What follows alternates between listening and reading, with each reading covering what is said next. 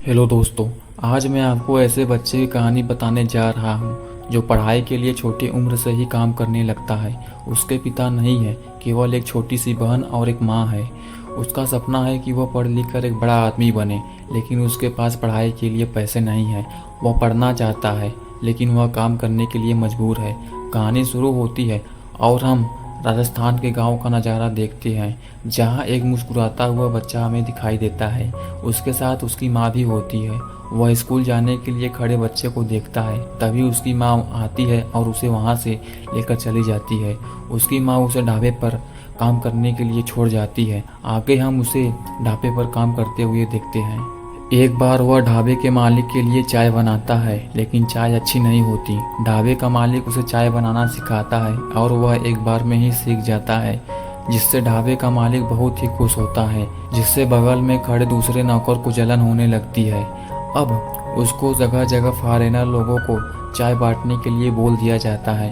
दोस्तों, जहाँ इस छोटे से बच्चे को ब्लैक बोर्ड पर लिखे अक्षरों को पढ़ना चाहिए, आज वह ढाबे पर लिखे डिशेस को पढ़ता है। जहाँ उसे टीचर से गुड मॉर्निंग बोलना चाहिए, आज वह फॉरेनर लोगों को ढाबे पर काम करते हुए बोलता है। वहीं दूसरी तरफ एक अमीर बच्चे को देखते हैं, जिसके पास किसी भी चीज़ की कमी नहीं है। वह सुबह सुबह पढ़ने जाता है, लेकिन छोटू सुबह से शाम तक काम करता ही रहता है। लेकिन उसने हार नहीं माना है। वह रात को पढ़ाई करता है। जब भी उसे समय मिलता वह पढ़ाई करने के लिए बैठ जाता है। लेकिन वहाँ भी उसका जीवन आसान नहीं था। वहाँ उसे हमेशा एक आदमी परेशान करता रहता था। एक बार वह कलाम जी की स्टोरी को टीवी पर देखता है और उनसे बहुत ही प्रभावित होता है। सीन कट होता है और हम उसे ऊँट को ले जाते हुए देखते हैं। वहाँ उसे एक बच्चा मिलता है। दोनों में बातें शुरू हो जाती हैं और वह बच्चा उससे उसका नाम पूछता है। वह बोलता है कि मेरा नाम कलाम है। अब वह उस बच्चे से बोलता है कि तुम्हारा नाम क्या है। वह बच्चा बोलता है रणविजय सिंह। इस प्रकार दोनों में दोस्ती हो जाती है।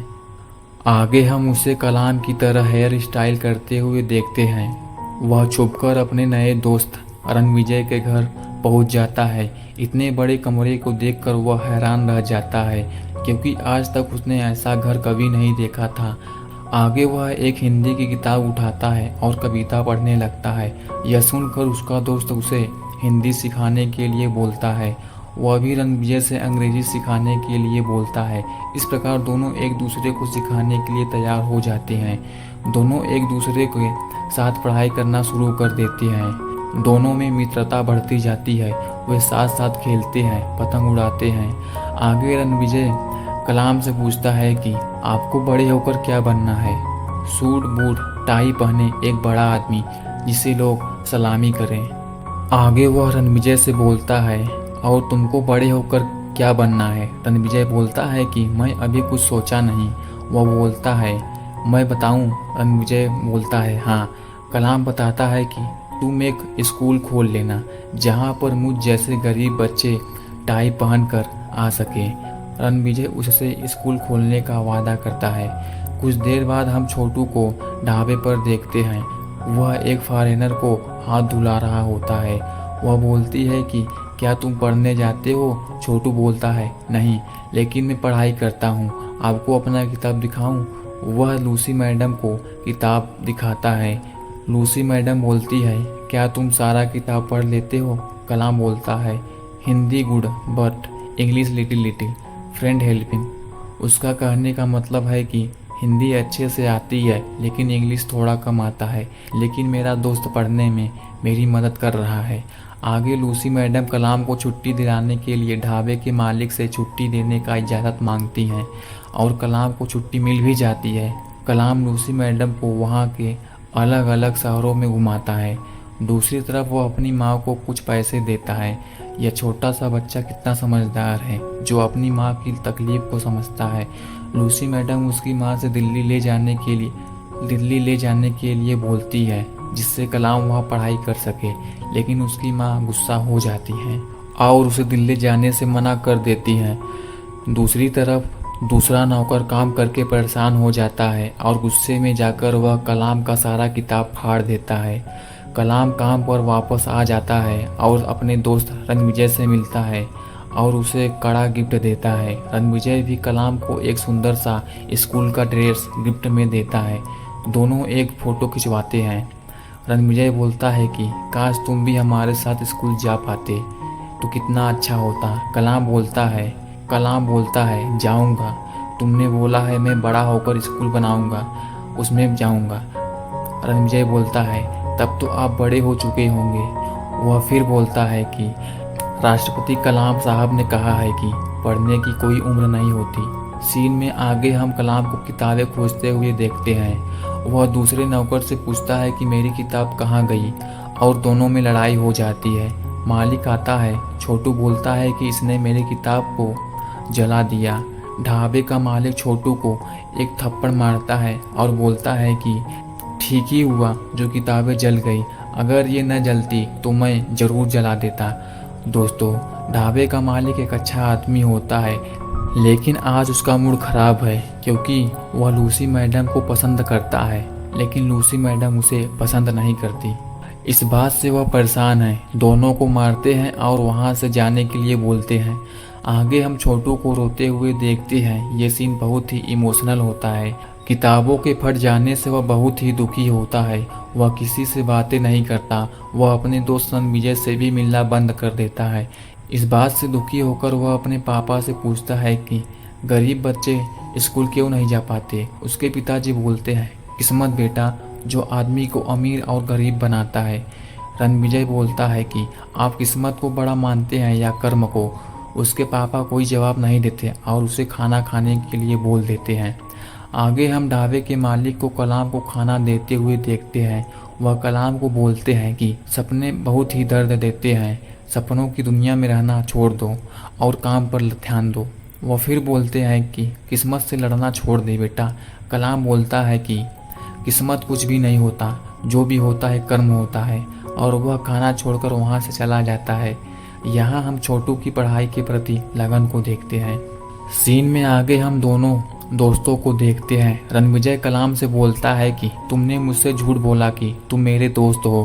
कलाम बोलता है कि मैंने झूठ नहीं बोला, मैं हवेली में कैसे आता बताने के लिए। रणविजय अपना सारा किताब उठाकर कलाम को दे देता है और बोलता है कि अब आपसे कोई भी किताब छीन नहीं सकता। अब छोटू बहुत ही खुश हो जाता है, जिसे देखकर ढाबे के मालिक भी खुश हो जाते हैं। दोस्तों, कलाम किताब पाकर बहुत ही खुश होता है और वह फिर से पढ़ाई करना शुरू कर देता है। सीन शिफ्ट होता है और हम रणविजय को देखते हैं। उसे हाथ में फुटबॉल खेलते हुए चोट लग जाती है।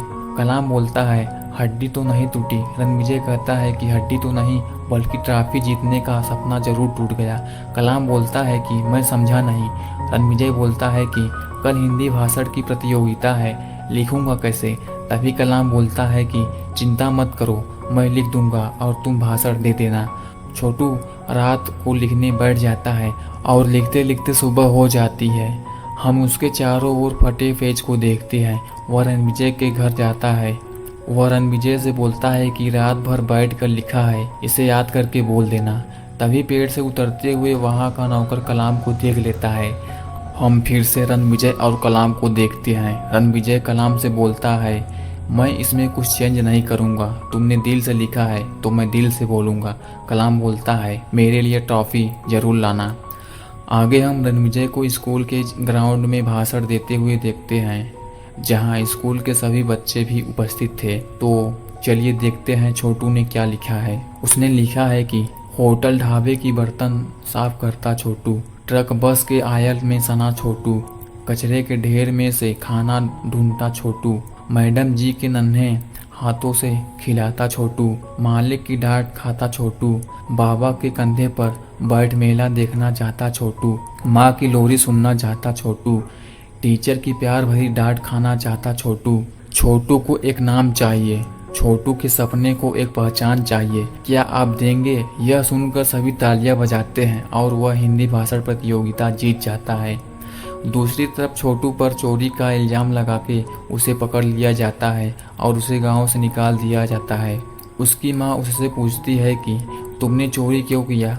छोटू बोलता है कि क्या तुम भी मुझे चोर समझती हो माँ? वह गुस्सा होकर वहाँ से भाग जाता है।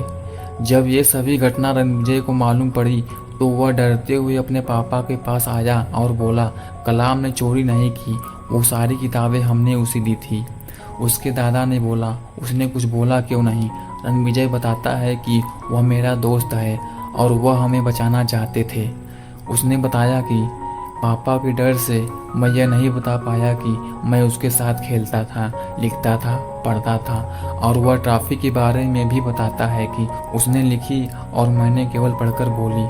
आगे नौकर से पूछने पर वह बताता है कि वह दिल्ली जाने वाली ट्रक में चढ़ा था। ढाबे का मालिक लूसी मैडम को फ़ोन करके बताता है और उसे ढूंढने के लिए मदद मांगता है।